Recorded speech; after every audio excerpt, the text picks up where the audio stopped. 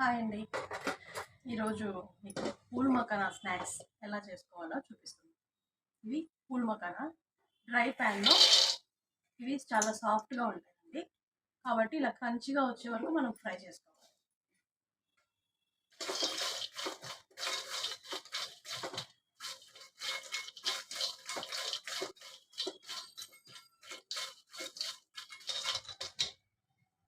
చూసారా, క్రంచిగా రావాలి, ఇంతవరకు మీరు ఫ్రై చేసుకోవాలి. ఇలా మనం లో ఫ్లేమ్లోనే ఫ్రై చేసుకోవాలండి. క్రంచిగా అయిపోయాయి కదా, తీసేసి పక్కన ఒక బౌల్లోకి పెట్టేసుకుందాం. ఇది మసాలా పౌడర్ అండి.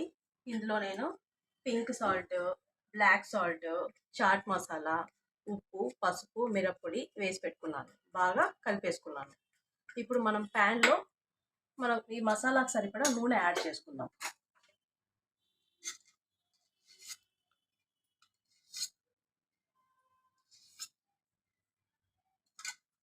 ఆయిల్ ఎక్కువ హీట్ అవ్వకముందే మనము మసాలా అంతా వేసేసుకోవాలండి, లేకపోతే మసాలా అంతా మాడిపోతుంది.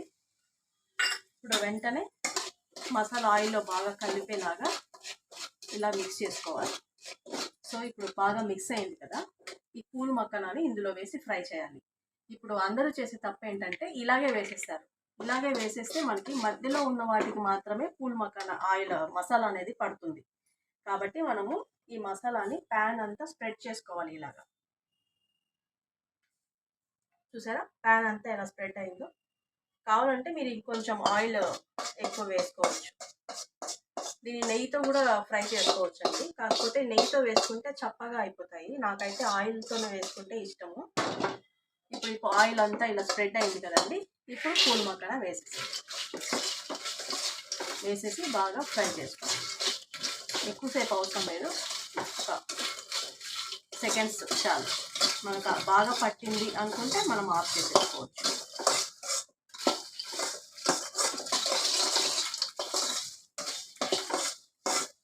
అంతే అండి, పూల్ మక్కన స్నాక్స్ రెడీ.